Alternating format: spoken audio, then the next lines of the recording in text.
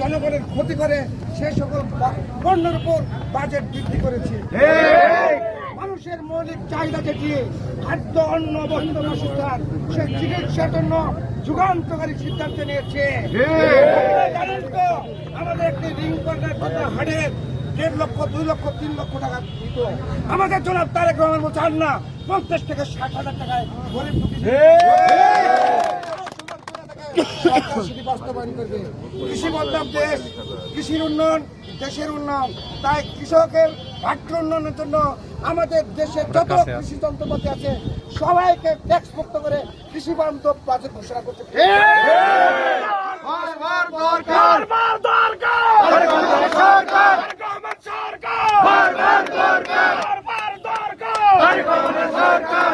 আমাদের দেশে আলবদর আল শামস নামের একটি সংগঠন আছে, যারা এই বাজেটের পর দিন মিছিল করেছে।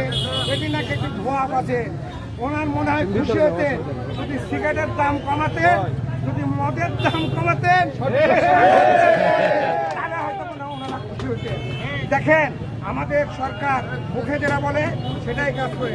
আমাদের মসজিদের ইমাম মুয়াজ্জিনদের জন্য ভাতার ব্যবস্থা করেছে কিনা বলে? শুরু করছে কিনা বলে? শুরু করছে কিনা বলে? তারেক রহমান যেটি বলে সেটাই করে।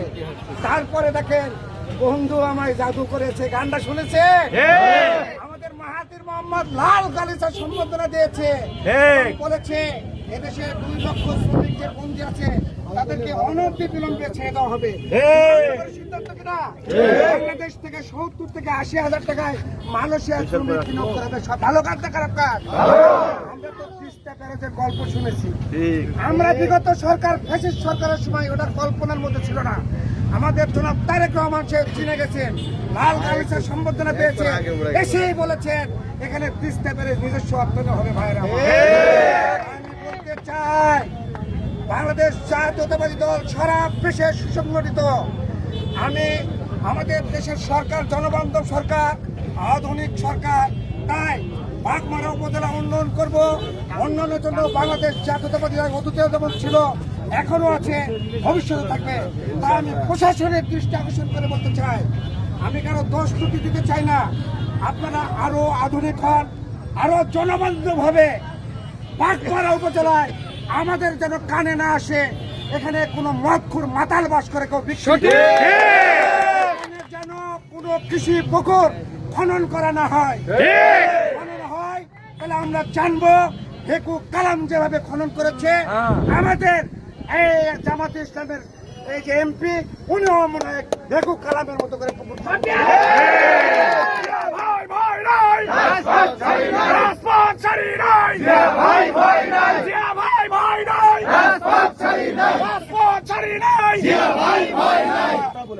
আপনাদের সামনে উদাত্ত আহ্বান রাখবো।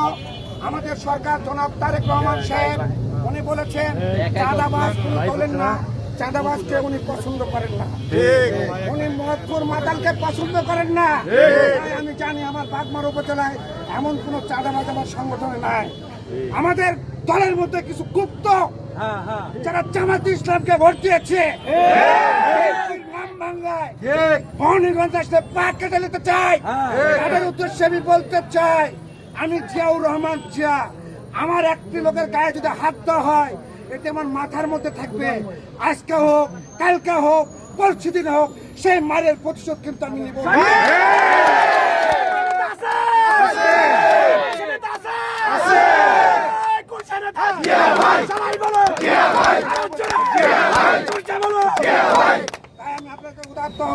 আমাদের জনাব তারেক রহমান সাহেব 5 বছরের মধ্যে 25 কোটি বৃক্ষরোপণ করতে চেয়েছেন, তাতে কিনা আমরা বৃক্ষরোপণ শুরু করছি। সবার প্রতি উদাত্ত আহ্বান রাখবে এই 5 বছরের মধ্যে যেন কমপক্ষে 20 লক্ষ বৃক্ষরোপণ আমরা করতে পারি।